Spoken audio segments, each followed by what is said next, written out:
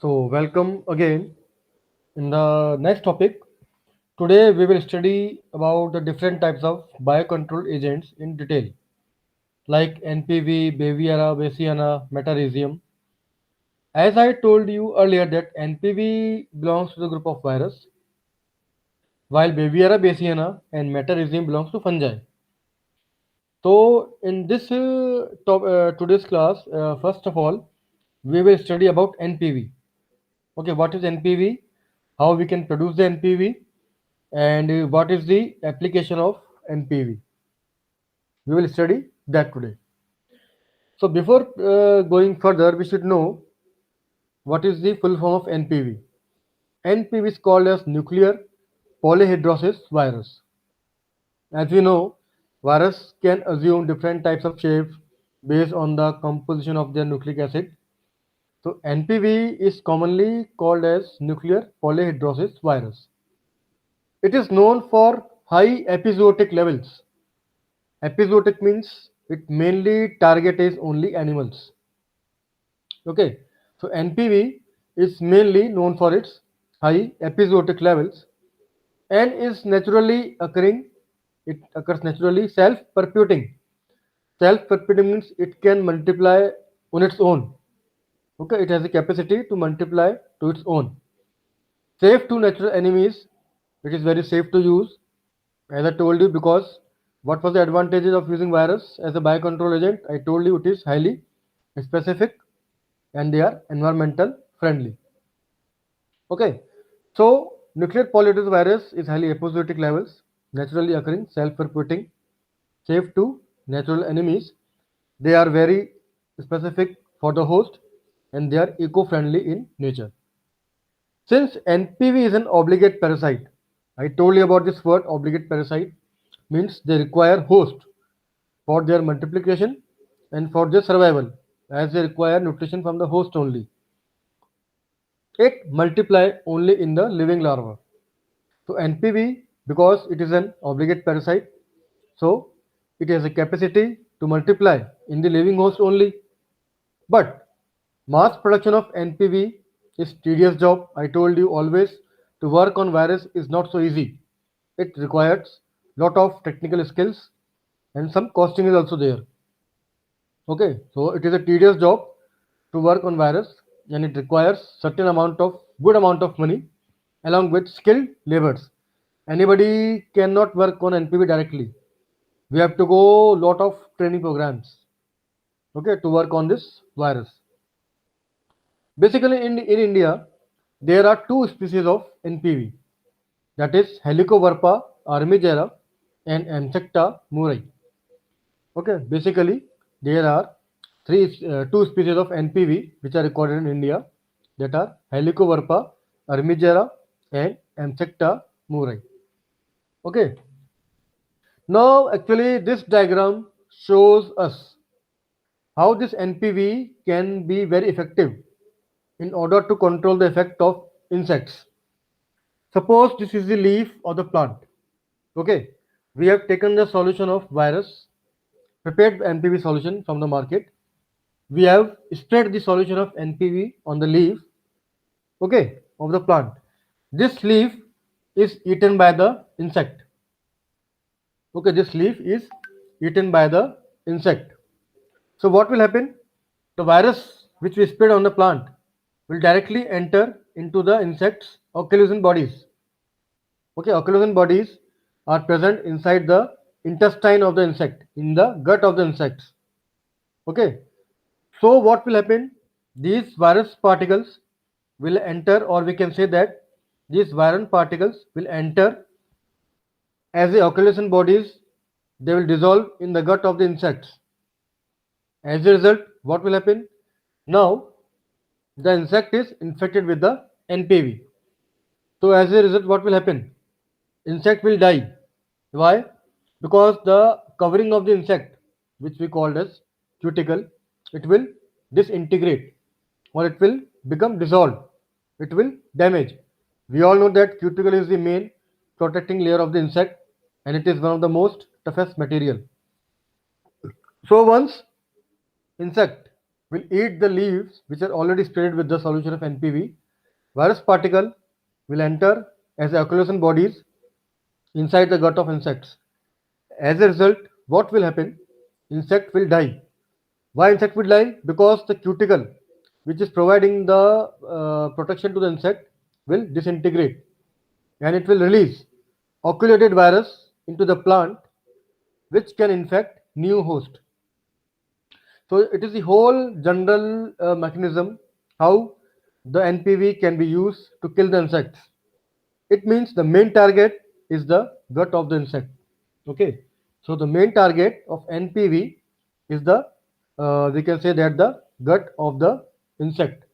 So as a result, when insect will feed on the plant leaves which are already spread with the NPV, the virus particle will enter as occultation bodies inside the gut of the insects. As a result, what will happen? Insect will die because the cuticle will disintegrate, it will dissolve, and thus it will release the virus particle to infect the new host. Now we can easily see from this figure exactly what is the shape of NPV. How does this nuclear polyhedrosis virus looks like? See, this is the normal shape of NPV.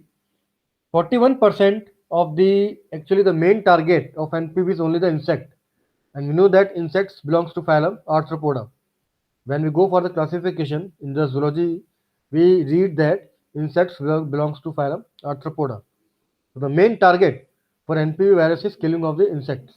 So 41% of the arthropod virus develop inside the host cell. Okay, in the host nuclei, what will happen? The virus occludates singly, or we can see from the figure as a group of virus. So we call as polyhedral inclusion bodies. That's why we call as polyhedrosis virus, because here virus are occluded in the groups, but viroids they are occluded in a single or in the groups. Okay, basically we know that the main genetic part of the virus is nucleic acid and proteins. So based on that, viruses are classified like double-stranded DNA virus, single-stranded DNA virus, double-stranded RNA virus, double-stranded RNA virus. Mainly, if virus, those who are affecting the plants, they are DNA virus, and the virus who are affecting the animals, they are basically RNA virus. So exactly, the morphology of virus looks like it is the rod-shaped virus. It is double-stranded. Okay, the size of this virus is 0.2 to 15 micrometer in diameter when we observe from the microscope, and I told you it is highly host specific, which is one of the main advantage of virus. Okay, so what I mean to say, the morphology of virus is very clear. Basically the virus are occluded singly or in the groups, so we call this polyhedrosis virus. They develop in the host nuclei, so we call this nuclear polyhedrosis virus. It is a rod-shaped virus which is double-stranded. The size is 0.2 to 15 micrometer in diameter.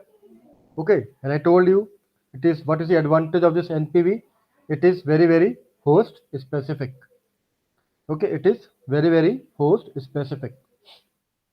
So it enters through injection of plant material into the insect through mouth and cuticle. As I showed in the last figure, whenever insect will eat the leaves, obviously we all eat by the mouth. So insect will eat the leaves which are already infected with the NPV or already spread with the NPV. It will eat the leaves through the mouth.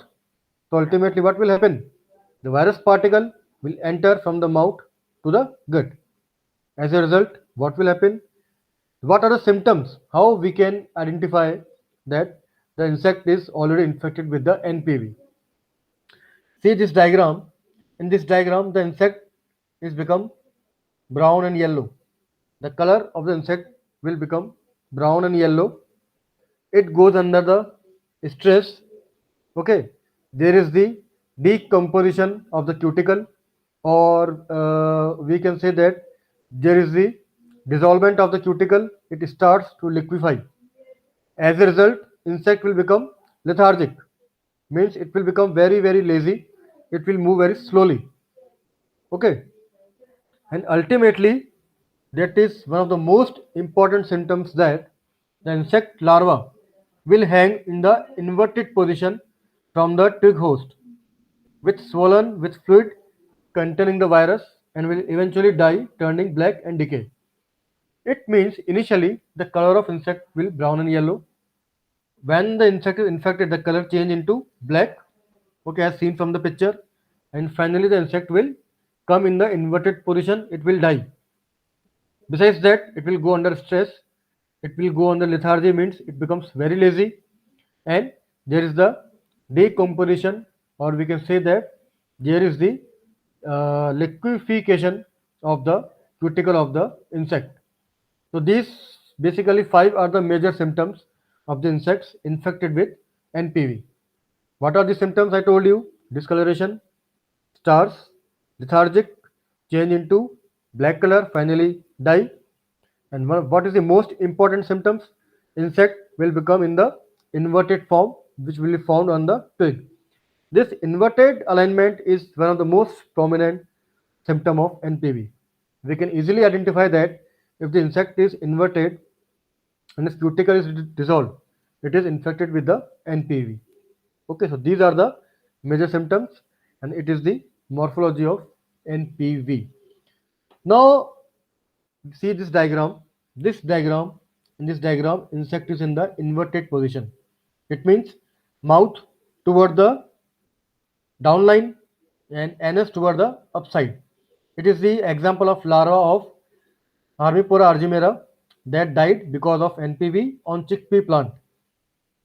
See, the position of the insect is hanging. That insect is become inverted. Why is it so? When virus particle enter inside the body of the insects, what will happen?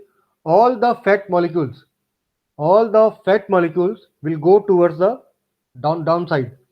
So what will happen? When downer side, when lower side is heavier, upper side is lighter. What will happen? The position will change into inverted position, because all the fatty molecules come towards the mouth side. So mouth is heavier and anus part is lighter. So what will happen? Mouth will become downside, anus will become upside. We can say that it is the inverted position of the Harmicoverma armigera, which you can found. It is inverted picture, black in color, dissolve of cuticle. It is located on the cotton plant in India. And see, it is the hanging position of NPV, which is one of the most prime of importance. We can easily found that this insect is basically having the we can say that infection of what? Infection of NPV. Okay, I think it is clear. Then we go further.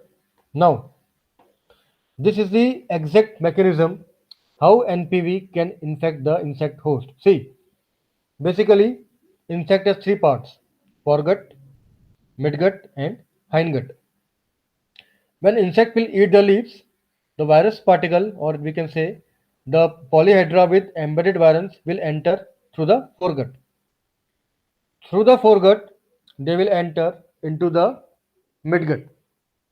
Okay, through the foregut, what I told, they will enter into the, or we can say into the midgut.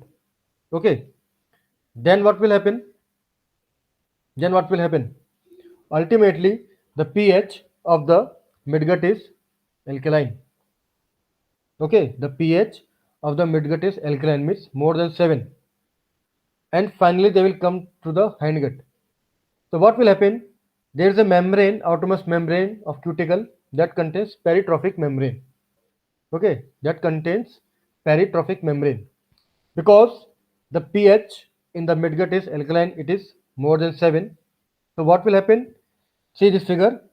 Dissolution of polyhedra, they will release the virons. So ultimately, because of this alkaline pH and the virus particles are embedded inside the body of the insect, they will dissolve the peritrophic membrane. And I told you, since in the midgut, what will happen? There is the dissolution of the peritrophic membrane.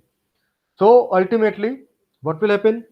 Once this peritrophic membrane is dissolved, automatically they will dissolve the cuticle, or we can say that there is a decomposition in the cuticle or liquefaction in the cuticle. Now, this is the whole mechanism. Okay, why I told you one of the symptom is decomposition of the cuticle. So, what is the mechanism? Once insect will eat the leaves which are infected with NPV, the virus will go through the foregut. They will reach to the midgut where the pH is alkaline. As because of alkaline pH, there is a dissolution in the peritrophic membrane. So there is a breakage we can see from this diagram. See, there is a complete dissolution of the polyhydra. As a result, there is a releasing of virons, and ultimately in the midgut, what will happen? Peritrophic membrane decompose or liquefy. As a result, what happen? Cuticle will also liquefy. Okay, as a result, what will happen? Cuticle will also liquefy. So the main concept lies that the mode of action of NPV mainly is found in the midgut of the insect body. Why? Because the pH of the midgut of insect, if it is alkaline, automatically NPV can decompose the cuticle of the insect body. But if pH is acidic, then NPV cannot work. So to work as the effective bioagent, it is compulsory that the body of the midgut of the insect should having alkaline pH. Ultimately, what will happen? Cuticle is decomposed, insect become black and green color.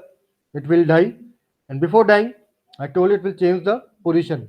Means it will become inverted. Why?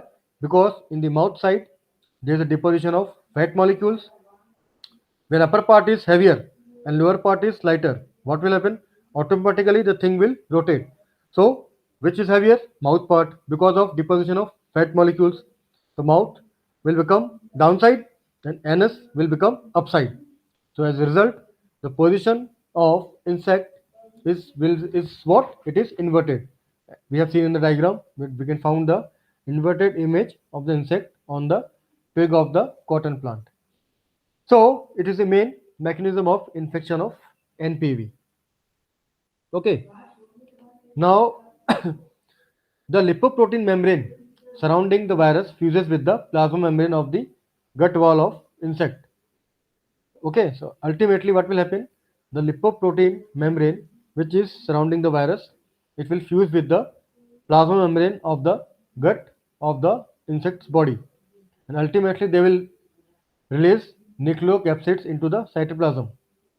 So this the nucleotide transport virus DNA into the nucleus of the insect cell, and there is the expression of virus because the pH is alkaline.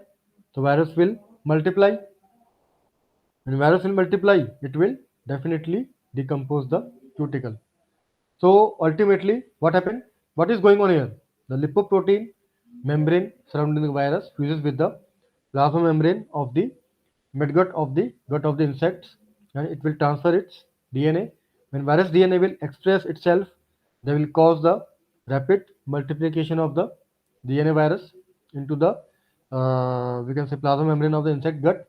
As a result, pH is alkaline, peritrophic membrane will break down, and cuticle will be dissolved. So it is the actual mechanism by which NPV can kill the insect. So prime requirement is that the medium should be alkaline. I hope I'm clear. Now the question arises how we can multiply the or how we can produce the NPV in the laboratory, or how we can go for the mass production of NPV. See, mass production of NPV was Spodoptera lituera. It is this insect basically affects the tobacco plant. Spectral lituera tobacco plant leaves are the best source of production of NPV. Okay, so Spodoptera lituera can be mass cultured using natural diet. Okay, this insect require which plant? Castor leaves under laboratory conditions in plastic buckets. So the steps involved in the production of NPV are as follows. First, So what we're discussing, how we can produce the mass production of NPV of Spodoptera lativera. Spodoptera lativera is the tobacco plant borer. It mainly feeds on castor leaves. So for NPV production, we require the insect larva in the fourth instar larva overnight, because the larva of the insect goes on different conditions, first, second, third, fourth. Why we require the fourth instant larva condition? Because at this stage it is the most developed larval stage of the insect. So we require the fourth instar larva of the NPV. We will keep it overnight. After that, we will prepare the virus solution, that is containing 10 to the power 8 POB. POB is the measurement of the number of cells of virus. Like for bacteria, we use CFU, colony forming unit. POB is the unit for the calculation of number of virus cells. So we will prepare the virus solution. It is having how many cells? 10 to the power 8 cells. Along with that, it is having 0.1% TPOL. Here, why we are using 0.1% TPOL? Because so that there is no any other kind of contamination of bacteria or fungi. We need pure solution of virus. After that, what will happen? Since the solution of virus is ready, okay, it contains TPOL and the number of cells of virus is ready. We will dip the castor leaves in the solution of virus. Okay, in the PPT I showed you, we can spray also.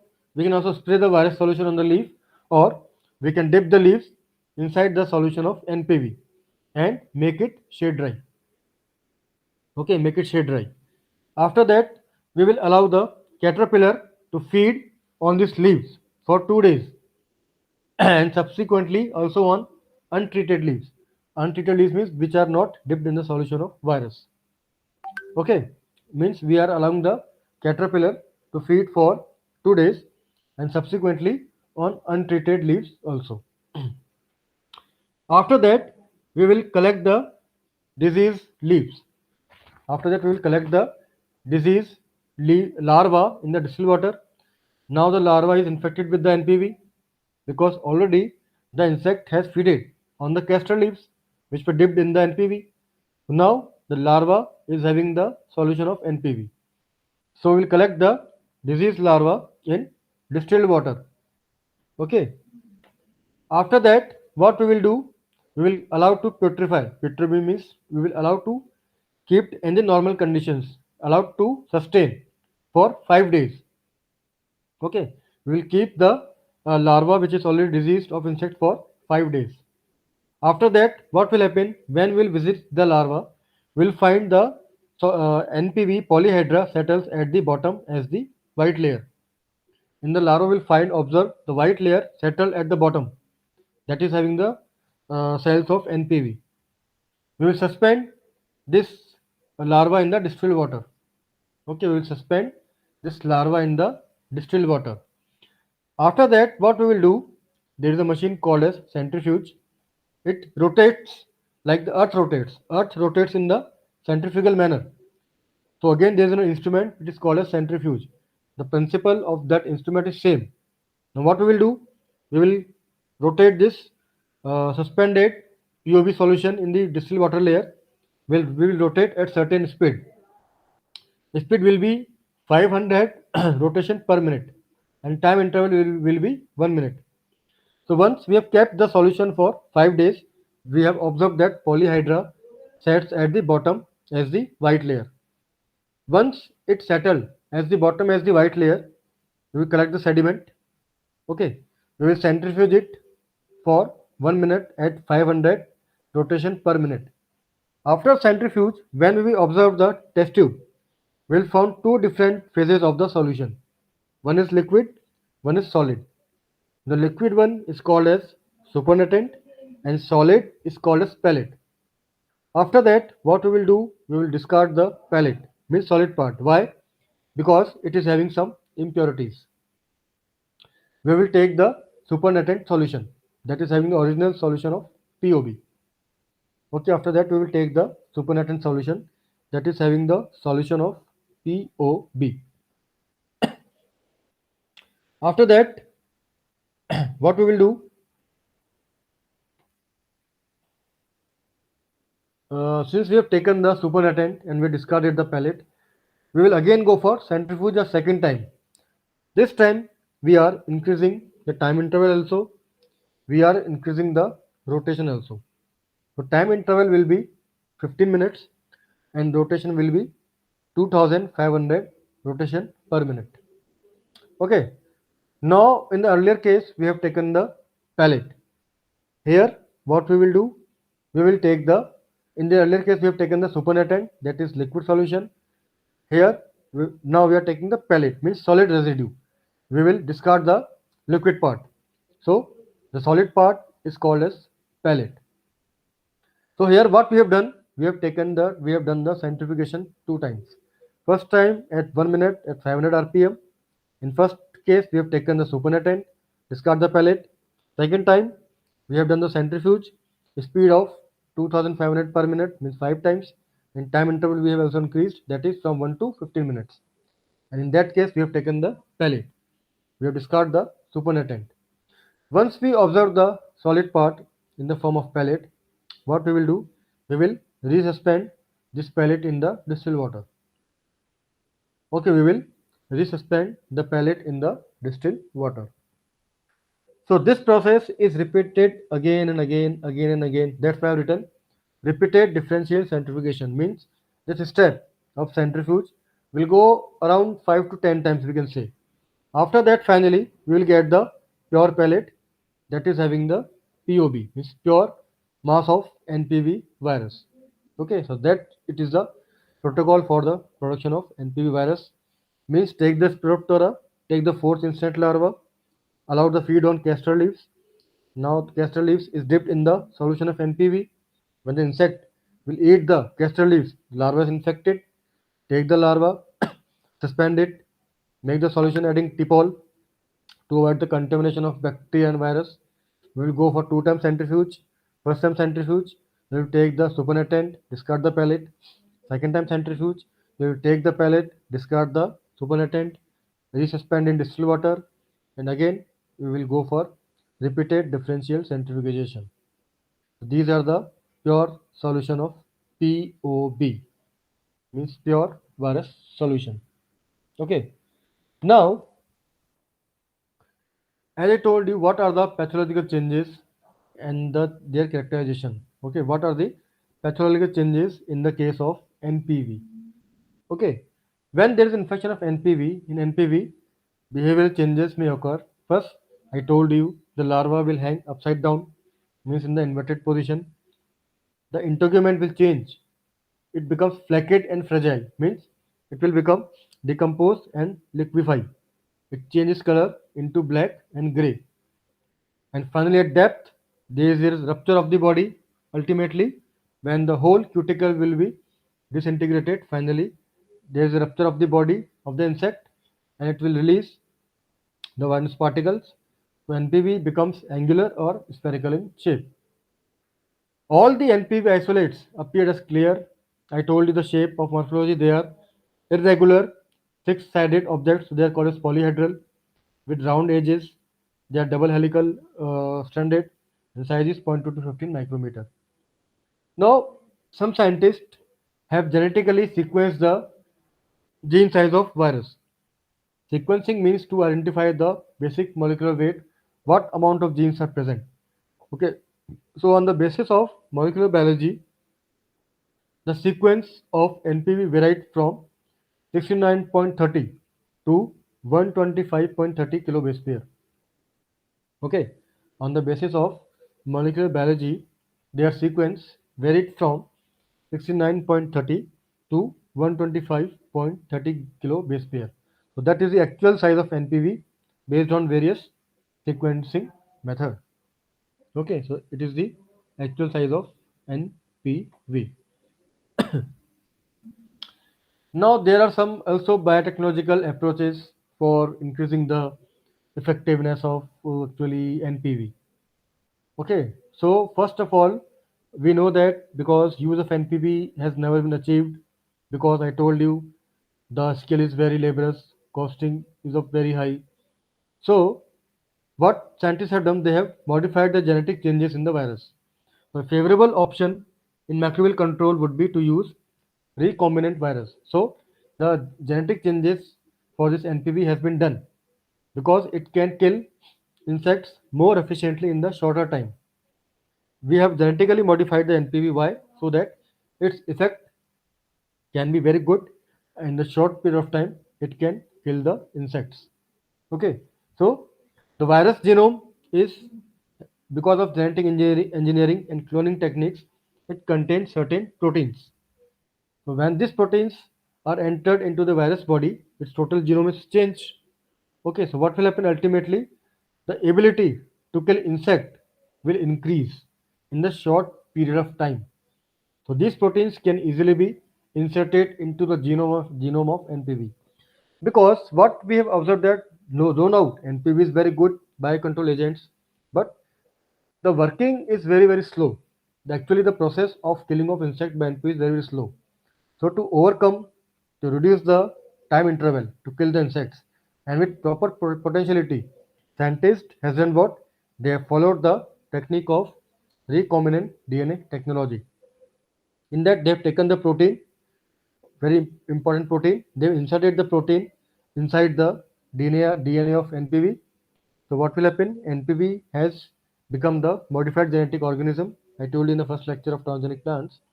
So as a result, it will increase the value to kill the insects with proper ability and with shorter period of time. So various recombinant techniques are used to modify the genetic changes in the NPV so that they can kill the insects very prominently and in the short period of time. Okay, then so here we complete the topic of NPV. Next, we reach towards the another group of fungi that is called as Baviera bassiana. Okay, another group of fungi that is called as Baviera bassiana. I told you this fungi belongs to class Ditromycetes. We call as imperfectly fungi. Why? Because here there is no sexual reproduction in this fungi. So this Baviera bassiana belongs to Ditromycetes. The name is named after the Italian entomologist Agostino Bessi. It was discovered by one scientist whose name was Agostino Bessi. That's why it's called as Bassiana. Okay, it was discovered in 1835, and this caused another disease called as muscardine disease of silkworm. There is very drastic disease in silkworms that is called as white muscardine disease. White color changes, white skin becomes normally white in color. I will show in the diagram. So this Bavarian bassiana belongs to Ditromycetes. We can call as imperfect fungi because sexual reproduction is not present. It was discovered by Italian entomologist Agostino Bessi. That's why its name is Bassiana. It was discovered in 1835 and it causes white muscardine disease in the silkworm. Symptoms we will discuss later on. So disease name is white muscardine disease, commonly found in silkworm. Now this Baviera bassiana produce certain toxic chemicals like baviricin, basinolide, icerolites and baverolites. Okay, this produce certain toxins. Because of these toxins, the pathogens do not attack on the crop or they act as a repellent. The baviricin, basinolide, cerulosites, these all are kind of phytochemicals or natural products which are found in this fungi. This fungi is normally found in soil. Okay, this Baviera bassiana normally found in soil. Again, I told you it will act as a parasite on the arthropods. Okay, it will act as a parasite on the arthropods. Same the target of NPV and Baviera is same, only the insects. It will also affect the insect's cuticle. However, the mode of infection is different little bit, but the main targets are only the arthropods. Okay, so Baviera bassiana belongs to Ditromycetes, discovered by Agostino Bessi, 1835. It caused white muscardine disease in silkworm. It produced certain toxins like baviricin, basinolide, found in soil, and target is arthropods. Okay. Now again, how can we produce the mass production of Bavarian bassiana in the laboratory? Very simple technique is there. We have to take 200 gram of grains. Now there is a question arise why we have to focus on grains, because grains contain good amount of proteins and starch, and the substrate for this fungi is mainly proteins and starch only. So ultimately, first of all, what we will do, we will take 200 grams of grains. We will pack these grains in polypropylene bags of 250 gram, and in 200 grams we will add 190 ml of water. After addition of water, we will go for sterilization at 120 degree for 45 minutes. Okay. After we have gone for sterilization at 120 degree for 45 minutes. Why we do sterilization at this temperature? Because so that there is no any other kind of bacterial contamination. Whatever we want that only. So sterilization is done at 120 degree temperature for 45 minutes. Once we have done the autoclave at high temperature, we will cool the solution, and we will add 5 ml of the fungal spore of Baviera bassiana inside this solution. Okay. So first what we have done, we have taken 200 grams of grains. We have packed in 250 grams of polypropylene. We have added 190 ml of water. We have sterilized the solution at 120 degree for 45 minutes. We have cooled and inoculated the solution, and we have added the 5 ml solution of fungal spore as a suspension. Again, whole solution is incubated at 25 degree for 25 days. Okay, once we added the solution of fungus in that solution, we will incubate at 25 degree for 25 days, so that we can go the proper growth of this fungi. And after that, again we will air dry this whole solution in the laminar airflow for 3 days at 40 degrees centigrade. Okay, again we will air dry this whole solution inside the laminar airflow for 3 days at 40 degree temperature. Once it become the air dried, we will ground it to fine powder or grind it to fine mixture. That mixture is the original mass production of Baviera bassiana. Okay, so this is the step. So two things are important.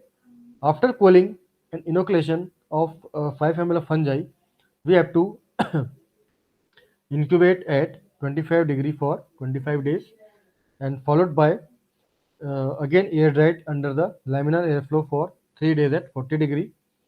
After that, we will go for it fine mixture, and we will get the pure powdered form solution of Baviera bassiana.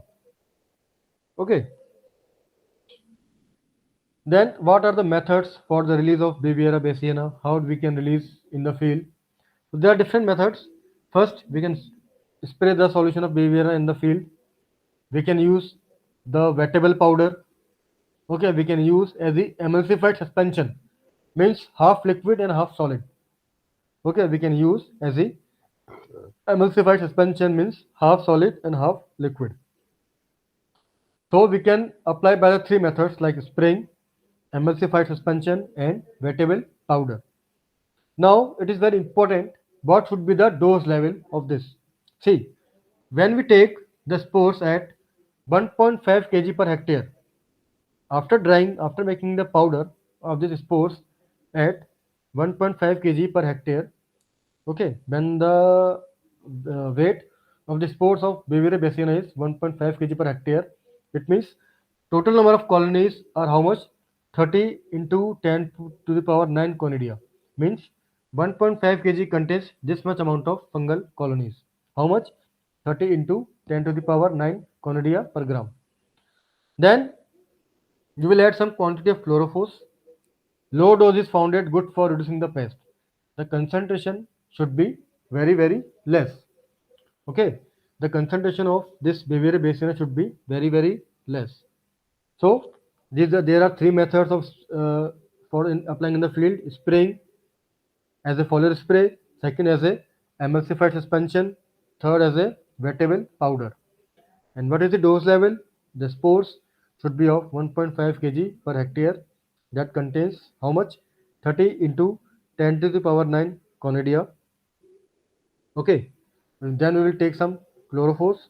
Low dose is found very good for reducing the pest. And what are the trade names of this Baviera bassiana? Botanicard, ES, Botanicat, WP, Naturalis, and Mycotrol. Myco means fungi. That is called as Mycotrol. So these are available also in the market by this trade name.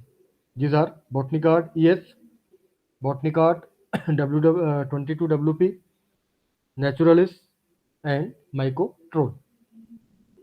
Okay, now see actually what is the life cycle of this Beviera bassiana. Okay, first of all, the conidia of Beviera bassiana comes in the contact with the insect's cuticle. So what will happen? The conidia of Beviera bassiana will enter inside the cuticle of the insects. Once the conidia enters inside the cuticle of the insects, it will germinate. The conidia will germinate and it will prepare the germ tube. It will create a pore through which the conidia will enter inside the body of the insect. So when the conidia will germinate, they will form the germ pore. Through this germ pore, the conidia will enter into the cuticle.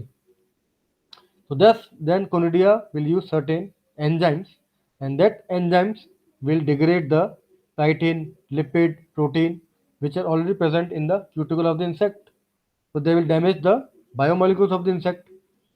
So I meant to say that conidia will enter inside the cuticle. The conidia will germinate.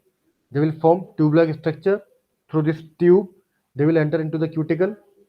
They will use some certain enzymes, and that enzymes will degrade the amount of lipid, protein, and chitin present in the cuticle. As a result, what will happen? Cuticle will disintegrate. The fungi will multiply in the insect body. After that, it will form the blastopore, and the enzyme begin to damage the internal structure of the insect, and thus the insect will die within 36 to 72 hours. The insect can also die within 4 to 10 days post infection. The time of death depends upon the insect species, the age of insects, and the dose of Beviera bassiana. Okay, the killing of insects depend upon the age of insects, upon the time interval, and upon the dose level of Beviera bassiana. After death, what will happen? The blastopore will transform into the mycelia, which emerge through the cuticle, and they will form finally the spores. So this is the complete, we can say, the life cycle of the penetration of the Beviera bassiana. So first, there is conidia formation. Conidia will enter into the cuticle. Through cuticle, conidia will form the germination tube, or we can say that pore. From the tube, it will enter into the cuticle. It will use certain enzymes. That enzymes will damage the lipid, protein, and chitin part of the insect cuticle. The fungi will multiply. They will form the blastopore, and through the blastopore, they will completely damage the cuticle. An insect will die within 4 to 10 days after the post infection. When insect will die, the blastopore will come out as the mycelia. It will form the spore, and again the life cycle is repeated. Okay, again the life cycle is almost again repeated. So this is a complete life cycle of Beviera bassiana. Now, this Bavarian Bassiana is found very effective against termites, thrips, whiteflies, aphids, grasshoppers, beetles, caterpillars, silkworms. Okay, so this Bavarian Bassiana is found effective against various termites, thrips, whiteflies, aphids, grasshopper, beetles, caterpillars, silkworm. So these are the kind of pathogens or predators which can totally damage the crops. So against them, we can use the Beviera bassiana. More I told you, three methods: spray, emulsification, mix in the soil, decide the dose level, that is 1.5 kg per hectare. It contains 30 into 10 to the power 9 colonies. Apply the solution. It can control these. And what is important finally, recently this Beviera bassiana is also used to control the malaria. However, this is still under the investigation that whether it is effective or not. But some scientists recommend that still it is used to control the malaria. So in today's class, we discuss about two biocontrol agents, that is NPV and Viviana baciana. One is virus, another is fungi. The target of both these biological control agent is against the insect, but the mode of action is different. However, ultimately damage is of cuticle only. Ultimately, the damage is of cuticle only, but ultimately the mode of action is same.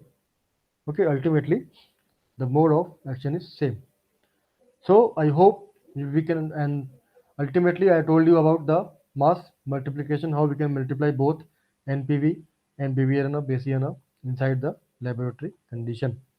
Okay, so these today we discuss about the isolation, multiplication, dose level, and mode of action of NPV as well as Viviana baciana. One is virus, another is fungi. So I think we can good the very good learning using these two things. Okay. So thank you very much. So today we shared about these two biocontrol agents. Thank you.